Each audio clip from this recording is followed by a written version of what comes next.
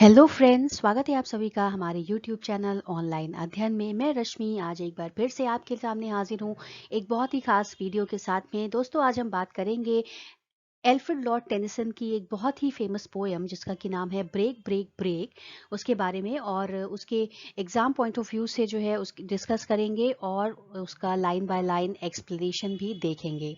चलिए दोस्तों, देरी नहीं करते हैं और शुरू करते हैं अपना आज का वीडियो। जैसा कि आप सभी जानते हैं, एल्फ्रेड लॉर्ड टेनिसन दोस्तों ये विक्टोरियन एज के बहुत ही फेमस और बहुत ही जाने माने पोएट हैं, राइटर हैं। ओके, एंड ये जो है पोएट लॉरिएट भी रहे। और इन्होंने ये जो पोएम है ब्रेक ब्रेक ब्रेक, ये एक शॉर्ट लिरिक है।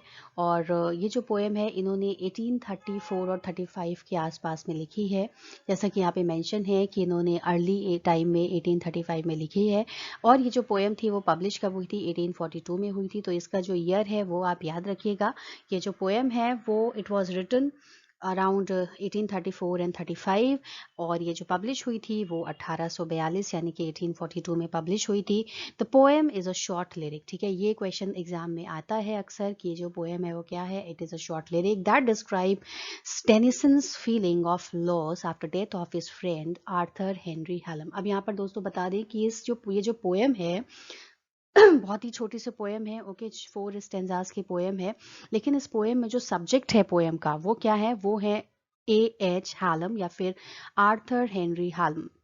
अब आप पूछेंगे कि ये कौन थे, तो मैं बता दूं कि ये जो है पोएट के यानी कि एल्फ्रेड लॉर्ड टेनिसन के ये एक फ्रेंड हैं जिनकी की 22 एज पर, ठीक है, at the event he was only 22 years old, और you can say at the age of 22 इनके जो थी वो डेथ हो गई थी। और ये उससे बहुत ही ज़्यादा उनसे अटैच थे। तो इसीलिए जो है ये बहुत ही ज़्यादा डिप्रेशन में होते हैं, ग्रीफ में होते हैं। और ये पोयम उन्हीं के जो उनका जो लॉस है, मतलब उनके जाने के बाद की जो उनकी कमियां हैं उसको डिस्क्राइब करती है। और इनकी एक बहुत ही और फेमस पोएम है इन मेमोरियम, वो कि आपने सुना होगा। ठीक है, वो भी इन्होंने ये लिखी हुई है उसी पर based है। By the poem, poet wants to express his feeling of isolation while at Lincolnshire. Okay, ये जो है देखिए, जो पोएट थे ये कहाँ पर, इनका जन्म कहाँ पर हुआ था? इनका जन्म लिंकनशायर पर ही हुआ था। और ये इस पोएम में जो पोएट हैं वो ब्रिटिश चैनल पर बैठे हुए हैं। ओके, और अपने पुरानी यादों को याद कर रहे हैं, जो कि उस टाइम पर उन्होंने अपना टाइम अपने दोस्त हालम के साथ में स्पेंड किया था। उस सभी पूरे टाइम को वो अब यहाँ पर बैठ करके याद कर रहे हैं। तो ये जो प्लेस है वो क्या है? लिंकनशायर है। लिंकनशायर जो है वो वही प्लेस है जहाँ पर जो है टेनिसन का जन्म भी हुआ था। आगे बढ़ते हैं और बात करते हैं कि टेनिसन और हैलम जो है वो कैसे मिले थे। तो हम बता दें कि ये जो थे साथ साथ कैम्ब्रिज कैम्ब्रिज में जो है कैम्ब्रिज कॉलेज में ये एक कवि भी थे। हैलम जो थे वो एक कवि भी थे, साथ ही साथ जो एक स्टूडेंट भी थे। तो ये दोनों वहीं से ही एक दूसरे के बहुत अच्छे फ्रेंड थे। और साथ साथ कई फील्ड में उन्होंने एक साथ काम भी किया है। अगर हम बात करें पोएम की राइम स्कीम के बारे में, तो जो पोएम की राइमिंग स्कीम है वो है A B C D, sorry माफ़ी चाहूँगी, A B C B D E E F. Okay, तो आई होप कि इतना आपको क्लियर हो गया होगा कि जो पोएम है वो 1834 और 35 के अराउंड लिखी गई है। और ये पब्लिश कब हुई थी? 1842 में, यानी 1842 में। It is a short lyric. ठीक है, और ये क्या डिस्क्राइब करती है? ये डिस्क्राइब करती है पोएट की फीलिंग्स, यानी कि एल्फ्रेड लॉर्ड टेनिसन की फीलिंग्स। किसके बारे में? आर्थर हेनरी हालम के बारे में। ओके, और ये कहाँ पर बैठे हुए हैं? लिंकनशायर पर बैठे हुए हैं। और ये कहाँ पर मिले थे दोनों एक दूसरे से? कैम्ब्रिज पर। और एक साथ ही जो है वहाँ पर वो पोएट भी थे और एक तरह से स्टूडेंट भी थे। ओके, और यहाँ पर आप देख सकते हैं they met at Cambridge and shared literary philosophical and political interest. Rhyming scheme क्या है दोस्तों? A B C B D E F E. Okay, चलिए आगे बढ़ते हैं। अब हम आ के टेक्स्ट पर। ये देखिए, बहुत ही सिंपल सी पोएम है और 4 स्टेंजास की पोएम है। तो चलिए पहले मैं आपको थोड़ा सा शॉर्ट में बता दूं कि पोएम में क्या है। जो स्पीकर है वो समुद्र के किनारे बैठे हुए हैं, जैसा कि मैंने आपको बताया लिंकनशायर जो कि एक ब्रिटिश चैनल है उस पर बैठे हुए हैं। और वहां पर बैठ करके सबसे पहले तो वो जो है समुद्र की लहरों को देखते हैं। ओके, और यहाँ पर बैठ करके वो अपने दुख को एक्सप्रेस करना चाह रहे हैं, लेकिन उनके पास वर्ड्स नहीं है कि वो किन शब्दों में जो है अपने दुख को, अपनी ग्रीफ को एक्सप्रेस करें। ओके। और जो है वो ये सोच रहे हैं कि वो किस तरह से उस दोस्त के जो मौत है उसको एक्सप्रेस करें। फिर जो है उनकी अचानक से एक नज़र पड़ती है एक मछली पकड़ने वाले के बेटे पर, ठीक है, जो कि अपने सिस्टर के साथ में खेल रहा है, चिल्ला रहा है। तो वो ये सारी चीज़ें स्टेंजा बाय स्टेंजा जो है वो उनकी नज़र जो है वहाँ पर जो कई लोग मौजूद हैं उन पर पड़ती है। तो वो उसके थ्रू ये बताना चाहते हैं कि ये लोग क्या कर सकते हैं, ये अपनी फीलिंग्स को एक्सप्रेस कर सकते हैं। कोई चिल्ला करके कर रहा है, कोई कैसे कर रहा है, बट मैं I can not express my feelings. मैं जो हूँ अपने फीलिंग्स को, मेरे अंदर जो एक दुख जो एक भरा हुआ है, ओके, उसको मैं एक्सप्रेस नहीं कर पा रहा हूँ। ये जो लहरें हैं ये भी क्या करें, ये भी अपने शोर को जो है एक्सप्रेस कर दे रही है। और आपने देखा होगा जब लहरें आती हैं तो बहुत ज़्यादा शोर होता है, पत्थरों से टकराती हैं, रॉक्स होते हैं वहाँ पर। तो वो यहाँ पर वही सारी चीज़ें बैठ करके सोच रहे हैं जो कि पिछले टाइम में उन्होंने जो भी क्वालिटी ऑफ टाइम स्पेंड किया है अपने दोस्त हालम के साथ में। तो चलिए शुरू करते हैं। Break break break on thy cold grey stones O sea. Okay, अब यहाँ पर देखिए वो क्या बोल रहे हैं, वो सी को बोल रहे हैं। यहाँ पे वो किसको बोल रहे हैं, सी को बोल रहे हैं। वो कह रहे हैं कि ब्रेक ब्रेक ब्रेक मीन्स बहते रहो बहते रहो। ओ समुद्र, हे समुद्र, on thy cold grey stones O sea.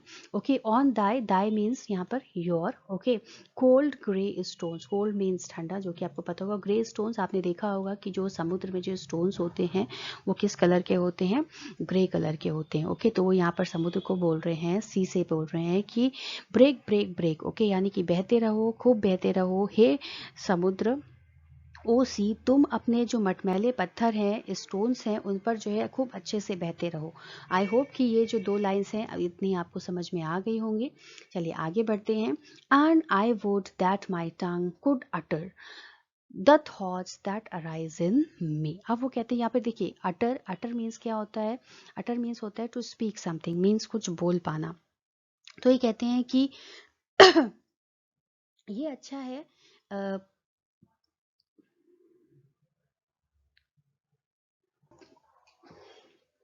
अब देखिए दोस्तों यहाँ पर आते हैं। And I would that my tongue could utter, utter जैसा कि मैंने बताया टू स्पीक समथिंग, अटर मतलब होता है कुछ बोलना। And I would that means वो कहते हैं कि मैं चाहूँगा, मैं क्या चाहूँगा कि जो मेरी ज़बान है, my tongue could utter means it, ये जो है ये कुछ बोल पाए। And thoughts that arise in me, और वो क्या बोल पाए, वो सारे थॉट्स जो कि क्या हो रहे हैं मेरे अंदर उठ रहे हैं, वो सारे मेरी जो टंग है वो उन सारे थॉट्स को एक्सप्रेस कर पाए। ओके, मेरे पास वर्ड्स नहीं है अभी एक्सप्रेस करने के लिए, लेकिन मैं ये चाहूँगा, I would like to express my thoughts, ठीक है, जो कि मेरे अंदर उठ रहे हैं उसको मैं अपनी ज़बान से एक्सप्रेस कर पाऊँ। आई होप कि इतना समझ में आएगा। मैं आपको फिर से एक बार इस स्टेंजा को शॉर्ट में समझा देती हूँ। Break break break on thy cold grey stones O sea. यहाँ पर देखिए मार्क ऑफ अपोस्ट्रोफी है। यहाँ पर वो कह रहे हैं कि ब्रेक ब्रेक मीन्स बहते रहो बहते रहो बहते रहो, ओ सी, अपने कोल्ड ग्रे स्टोन्स पर, ओके, अपने मटमैले कलर के जो स्टोन्स हैं, जो पत्थर हैं, उन पर तुम बहते रहो। एंड आई वुड, अब वो कहते हैं कि मैं चाहता हूँ, क्या चाहता हूँ, I would that my tongue could utter, और काश मेरी भी जो टंग है वो कुछ बोल पाती।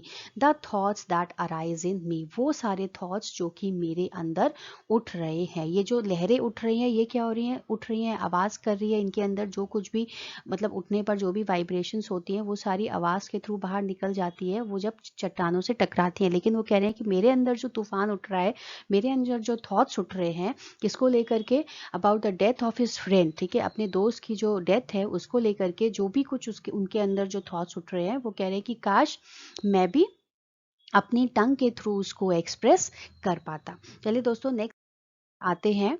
ओ well for the fisherman's boy that he shouts with his sister at play. अब वो कहते हैं कि ओ वेल, कितना अच्छा है, ठीक है, ये कहते हैं, वो कहते हैं कि ये अच्छा, वेल वेल मीन्स अच्छा, ओके, वो कहते हैं कि ओ ये अच्छा है, that the fisherman's boy, fisherman's मतलब जो मछुआरे होते हैं समुद्र के किनारे, क्योंकि वो यहाँ पर बैठे हुए हैं, ठीक है, तो वो यहाँ पर अब उनकी नज़र किस पर पड़ती है, एक मछुआरे के बेटे पर पड़ती है, ओके, मछुआरे के लड़के पर पड़ती है।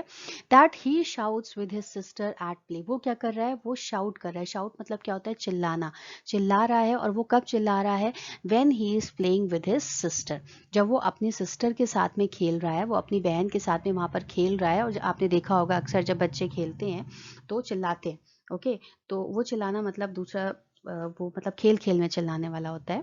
सो ही सेज कि जो वो ये कितना अच्छा है, और ये वो कहते हैं कि ये अच्छा है कि जो मछुआरे का लड़का है वो अपनी बहन के साथ खेलते हुए क्या कर रहा है, चिल्ला रहा है।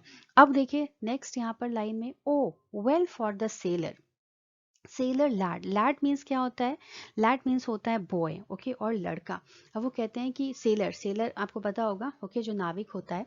O well for the sailor lad that he sings in his boat on the bay. ओ ये अच्छा है कि जो सेलर का जो सेलर लैड, ओके, जो नाविक का लड़का है, लैड मैंने आपको यहाँ पे बताया लड़का, लड़का जो है वो क्या कर रहा है, वो सिंग कर रहा है, ठीक है, he is singing a song. और वो मतलब कुछ भी गा रहा है, कब गा रहा है, that he sings in his boat, जो वो अपनी बोट में बैठा है, अपनी नाव में बैठा है, ऑन द बे। बे मतलब क्या होता है, खाड़ी, आपने सुना होगा बे ऑफ बंगाल, ओके। एक बे होता है, एक गल्फ होता है, लेकिन ये क्या है, ये है बे, ठीक है। वो कहता है कि वो क्या कर रहा है, वो अपनी जो नाविक है, जो नाविक का लड़का है, वो खाड़ी में क्या कर रहा है, नाव चलाते हुए गीत गा रहा है। तो यहाँ पर फर्स्ट ये जो लाइंस है, 2 लाइंस, इसमें वो एक फिशरमैन के बॉय के बारे में बात कर रहे हैं, फिशरमैन के लड़के के बारे में बात कर रहे हैं, जो कि चिल्ला रहा है जब वो अपनी सिस्टर के साथ में खेल रहा है। और दूसरे में क्या कर रहे हैं, एक सेलर है जो कि नाव चला रहा है, ठीक है, खाड़ी में, और अपनी नाव में बैठा हुआ गीत गा रहा है, ओके। सो यहाँ पर, अब यहाँ पर देखिए वो क्या कहना चाहते हैं, वो कह रहे हैं कि देखो जो एक फिशरमैन है, उसका बेटा जो कि खेल रहा है, वो भी अपनी फीलिंग्स को एक्सप्रेस कर पा रहा है, भले ही वो चिल्ला के कर रहा है, खुश है, वो चिल्ला रहा है, he is expressing his feeling. और ये जो यहाँ पे एक सेलर है, सेलर क्या कर रहा है, वही बोट चला रहा है मदमस्त होकर के, और एक उसके मन में जो भी कुछ आ रहा है वो गाने के थ्रू बाहर निकाल रहा है, ओके। आई होप कि इतना आपको समझ में आया होगा। पे चलते हैं। And the stately ships go on to their heaven under the hill. But oh, for the touch of a vanished hand and the sound of a voice that is still. Okay, अब यहाँ पर देखिए, and the stately ships go on to their heaven. अब देखिए यहाँ पर जो haven है, हेवन का मतलब है जो पोर्ट होते हैं, ओके, या फिर कह सकते हैं एक तरह से शेल्टर। एक हेवन होता है, ये एक तरह से होमोफोन है, एक हेवन होता है HEAVEN, यानी कि जो स्वर्ग होता है। एक यहाँ पर जो हेवन है उसका मतलब क्या है, पोर्ट या फिर किनारा, ओके, आप कह सकते हैं, या फिर शेल्टर भी बोलते हैं।